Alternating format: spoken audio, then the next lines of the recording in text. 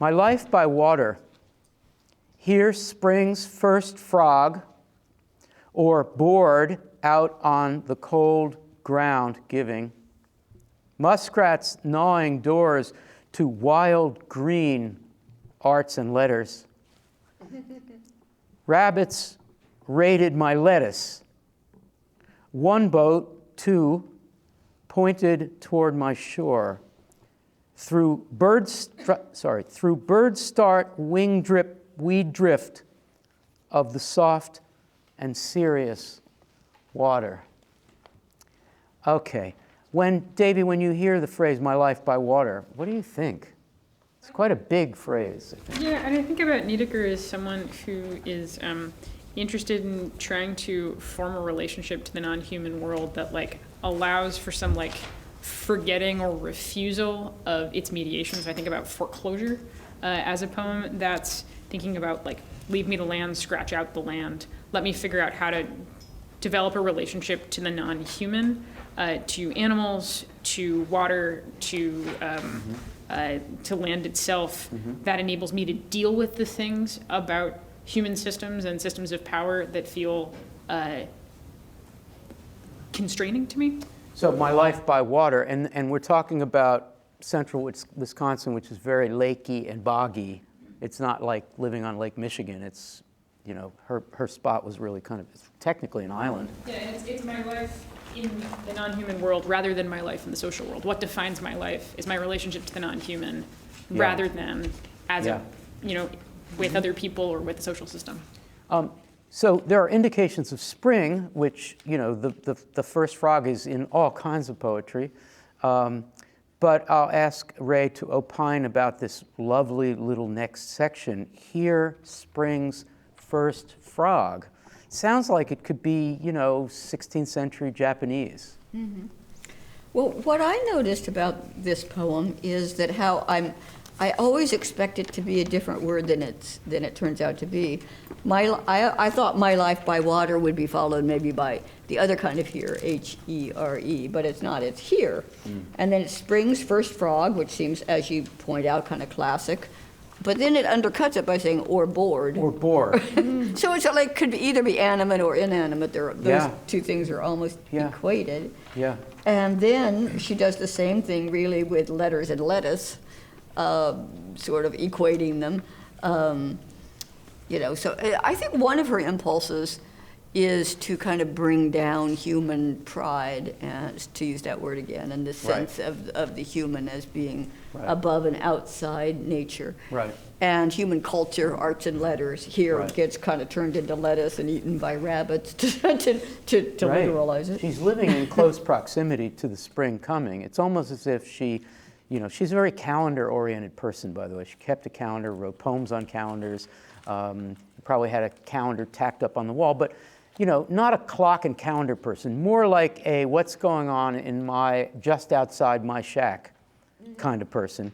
And so does anybody somebody who's had a lot of experience in the North generally, do we count Seattle as North? I think we do, even though it's not a spring's first frog, frozen boards. But somebody want to comment on the board out on the cold ground giving? What is the giving there? Ken, what is going on there? Sorry. I took that to mean like tossing out a board to walk on. Yeah, it was probably left there from the summer. Yeah. But it froze. And then the muskrats can gnaw on that board. Well, they're gnawing on doors. It may be that a door is the board, but I think it's a board that, just when it was wet, she just threw it out there, or it got thrown out there, or maybe when the hut was renovated, there was an extra board and it just got thrown there. Bob? Sorry. I think it's a bridge. It's a bridge. It's easy to be visually hypnotized by the minimalism and the regularity of the triplets going down and the short lines. But she's also playing with length of phrase. So I mean, yes, it's surprising, Ray. The board is very surprising, but I think that she's hearing two things. She's hearing spring's first frog, or bored out in the cold ground giving. I'm And hearing giving the is same what? thing. Giving is a creek. Yes, It's a that's kind what of I a thought. it's giving way Yeah. through the ice. Making a creek like a It's frog. suddenly Right. this inanimate board Right. makes a noise. Yeah. I mean, Right. the frog Now, the peeps and frog then, is waking up I thought that to, too. Yeah, the yeah. frog But- is waking up to but it's so possibilities of postponed, procreation. We And the have to- board is kind of procreating itself. I mean, it really is giving way. It's having a little Right. stretch. That's all I want. I just Yeah. wanted to say. I mean, I also sense, and I mean, this may be overreading it a little bit, is that there's, spring brings new life and hope, but with that hope, there's also the potential for disappointment. And so when you get down to the wild green arts and letters, she was very much taken up with writing, being a poet. But then it's rabbits raided my lettuce. And always in lettuce, I hear let us in a way, so that somehow rabbits raided the green. So there's one boat, two pointed toward my shore, who's coming, who might arrive. But then it reconciles itself through the soft and serious water, through the process of the poem. But it seems like there's kind of slightly threatening things to the beginning life in the poem. Yeah, and we certainly, muskrats and rabbits are very threatening. Prior to that, not so much threatening. The sound of the board might be a little threatening. I think it's just a really Terry? realistic discussion of nature and what nature sounds are. I mean, it's really simply that, like the way a board sounds here, and I'm from Denver where it's really dry, and I'm amazed at the difference in the sounds of people walking. It's just a kind of a square floor will make a sound where I've never heard that before. So I think she's really tuned into her place. Michelle, what is the overall tone here, attitude toward the spring? What do you think? I'll just stick with tone. Some stuff is kind of ominous, but she seems to be welcoming. I mean, everyone living in a small house in Wisconsin is welcoming spring for sure, right? Right. Any downsides in the tone?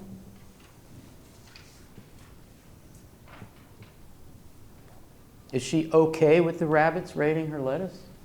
How about the two boats coming toward her?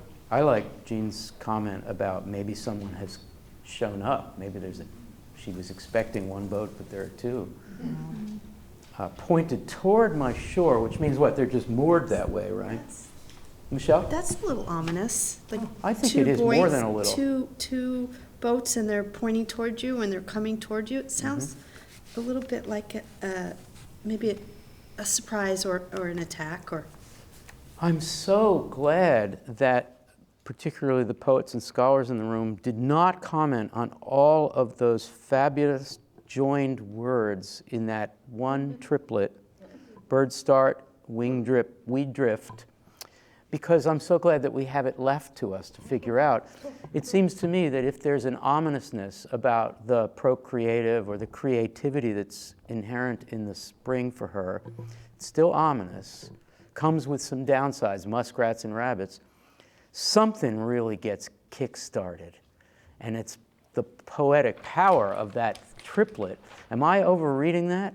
Who wants to try it? Diane, what do you think? Just do anything at all in the ModPo spirit with through, spelled that way, through bird start, there's a springy thing, bird start, wing drip, weed drift. What do you hear? What's going on? Why is that there? They're time words. Yeah? Diane, what is wing drip? I don't know. Take a guess. My life by water, there are birds around. I'm guessing the birds are starting to use the lake or the marsh to catch critters. Or there's, birds started, it's like all of a sudden they flew off the water. Right, and that's where you So get the wing drip. Yeah, then they drip off their wing. And water drips off the wings. What's that? And the water is dripping off the Right. wings. Yeah, pretty great little piece of observation, but also jamming together some words. I mean, is bird start a word? Anybody look it up? Danny? I Birds? I doubt it, right? It's an easy neologism, no? Bob, wing drip, weed drift. Why is weed drift hyphenated? Ray and I were actually talking about this earlier this afternoon, that,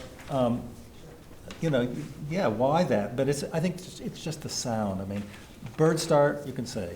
Wing drip, you can say. But weed drift, you really have to make a little separation. That would make with it your hard tongue. to read and You hard really, to see. it would look a little weird to have the two Ds together, and it doesn't sound, you don't say it like that. So you have to really say weed drift. Forces But also- a slowing, but I'm saying it's a quickening, slow to read, but a quickening of the poetic power It is of this that- woman who's had a long winter. It is that, but look at the progression of those three words. You've got start, that's active, muscles involved, perhaps, going up out of the water. Drip, going down. Drift is without volition. So it actually, those three syllables, start, drip, drift, are actually descending and becoming quiet. I have a question. Okay, mine first and then yours. My question is this.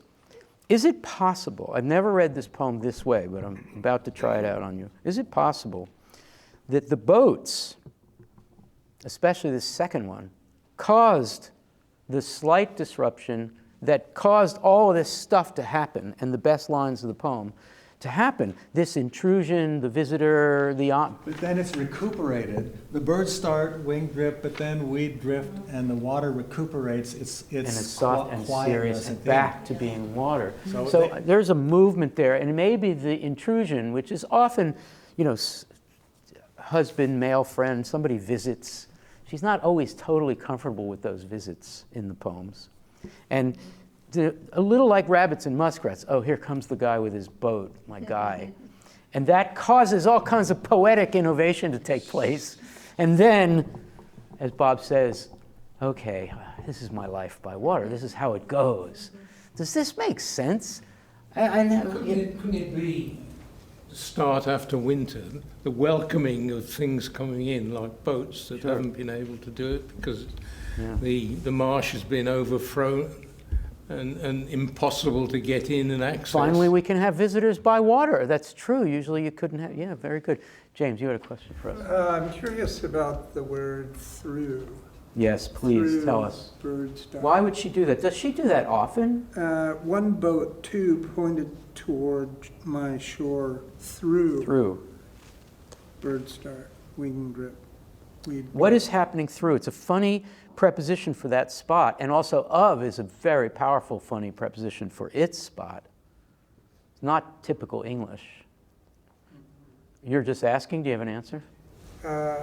It activates the boats. Yeah, they're coming towards you. They're pointing Yeah, towards her, but, and then we- it's through. They're before moving through. talk about whether there's They're something moving through. moored in place, or are they Moving actually- through the action of the birds and the Exactly. drips and the weeds. Yeah. Yeah. Michelle, why care about this? Why are so many people really interested in every line of a... Why is this important? Why is this so... Why are we doing this?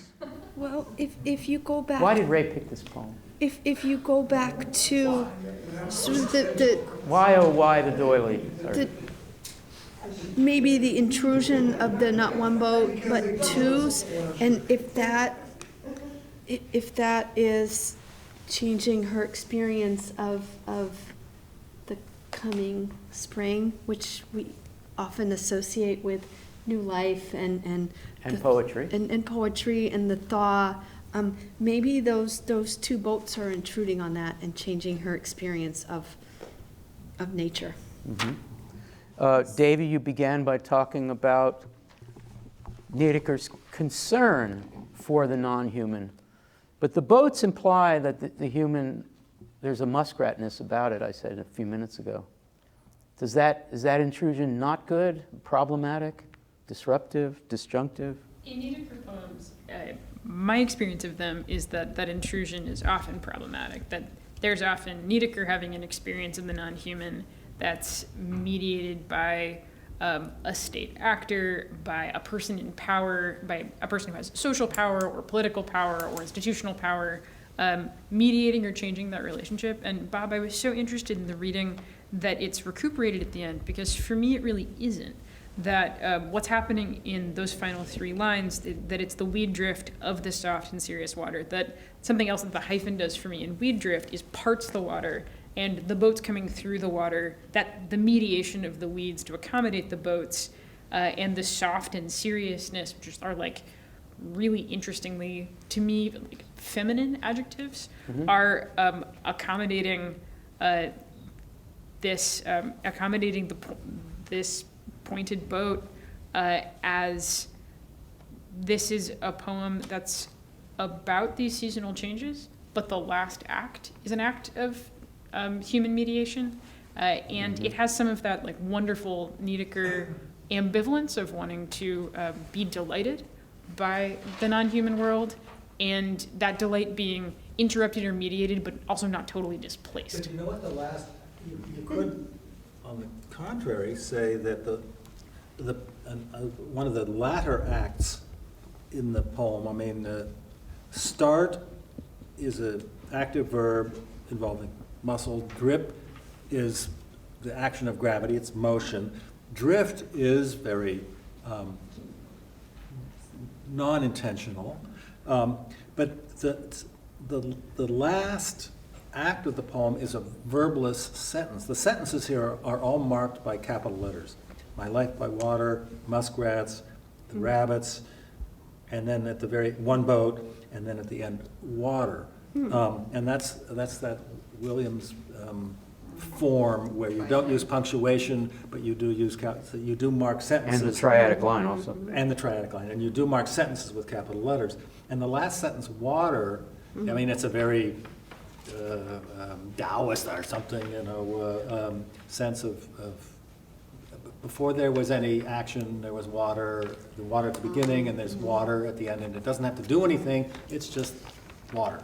Is it a verb? Is it a noun? Is it a condition? Is it the whole Well, world? how great a poet to take an action verb start, another somewhat action verb drip, and make them nouns by attaching something in front of it. I mean, bird start is a noun that's got an active verb in it, and so is wing drip. So we've got all this activity that's become things. Ray, I have a question for you. You wanted to say something else, but I have a question. I'm going to talk about soft and serious before you ask me a question. Please. And this follows up, I think, a little bit on what Danny was saying. You never see the word soft and serious together. In fact, people think of soft as being not rigorous. Well, that's And the pounding people thing. think, yeah, Pounding, and the men are serious and the women are soft. I know, but it's beyond that, right? It's Right, true. right. People think of, the serious as kind of rigorous / masculine, and soft as being related to the feminine, and those two things as being separate, but she links them, and I like that. I have a question for Ray, and then I want to collect some final thoughts that anybody has on this poem. So I said to Ray, I think I said, why don't we pick a Niedecker poem? And you picked this one, I think. For one thing, I picked it because you said it should be one page, so. Wait a minute. I might There have are picked pen into 50 place, there are but you said 50 one Niedecker page. poems that I are mean, I one like page. this poem, but Okay. the length of it was So here's fine. another version of that question. Okay. In ModPo, we encounter your poems for the first time, not in week 8, which is the language poetry week, which is where we meet Bob for the first time, but in week 2, which is, along with Niedecker, in this strange category of Dickinsonian. Let's leave Dickinson out of the question. We've talked too much over the years about the importance of Dickinson to you. But Niedecker, do you see something in this poem, especially as we had a half hour to talk about it, you've probably been thinking about it, that aids you, helps you, abets you, makes you think, yeah, I really do see a lot of my own interests in what she does, et cetera, et cetera. Well, I think it's kind of, yes and no. I think it's kind of subtle. I mean, her minimalism obviously appeals to me. Right. In some of her longer poems, I guess the way that she combines sections Yes, not here. is something that Although there is that a I little do. section-y quality to it. And also the way that she undercuts human seriousness and pride here. Both the word serious and the word arts and the words arts and letters get a bit ironized or A bit. yeah, destabilized, undercut in the poem. Yeah. In a way that Muskrats I can and arts and letters together Yeah. undercuts arts and letters. in a way that I would say. can relate to. Yeah, thank you. Final thoughts. Who has a final thought? And we're going to wrap up about this poem. June, did you like it? It was interesting. I mean, I don't know if I liked it or didn't like it, but I was thinking about how she used the word "my shore," which, do we really talk about that? How, I mean, that kind of implies possession, because she could have just skipped that word "my" and just had the boat pointed toward shore.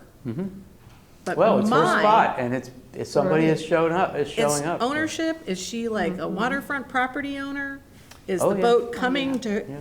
her, like Davey was talking about, like it's an intrusion coming It's- to her? Her mother deeded this little house in a few acres, but it's the unceded territory of the Black Hawk Oh, people, she would say. yeah. But yeah, so my shore is a little ironic since it's unceded territory. But yeah, Anyway. that's interesting. Final thought. I think it's very satisfying to do really close readings of poetry in a group of people, and it's been a while since I've gotten to be a participant rather than a teacher.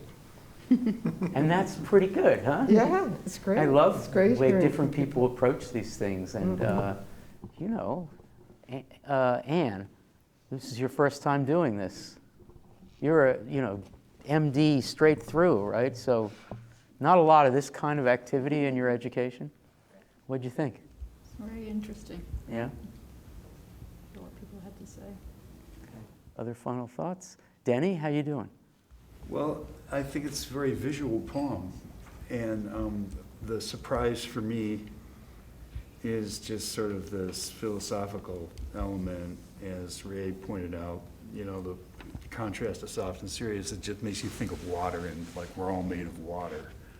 And so there's kind of like, I don't know, I just feel My like there's Life by kind of Water like this- does suggest that, doesn't it? I think that there's kind of that, I don't know if you'd call it Zen or philosophical or something, that's kind of like over this thing that's sort of very visual and on the surface it looks sort of very objective, like. May Bersenberg, a very different kind of poet, has it's a poem about, I think it might be called Spring, but it's a poem about thawing. It's a lake thawing, and has all these same concerns, and May is very explicit about saying that she's got an ecological sensibility there. She's thinking about not just the warming of the spring, but global warming, and reading this poem after that, very different lines of the poem, makes me think that Niedecker is so close to the experience of spring that she's right there on the edge, that if the frogs were to disappear, she might also, Terry, final thought? Yeah, I think about both of these poems that they give you a really nice, bye-bye at the end. Both Ray's poem, which in this video we haven't talked about, but Ray's poem called Care. Yep. Yeah, now you have someone. You just go, it feels good. And, soft and serious water. It's like I can go on. Bob Perlman, you get the final word. When you read a great poem like this is a great poem, I think we can stipulate both of them, but Niedecker we're talking about now. Does it make you want to write with the triadic? Does it make you want to go back and write one of these? Oh, boy, it's so good. I want to give homage to it and go write something else. That's Bob Perlman. Okay, you all were really great. Let's put your hands together for yourselves. Thank you so much.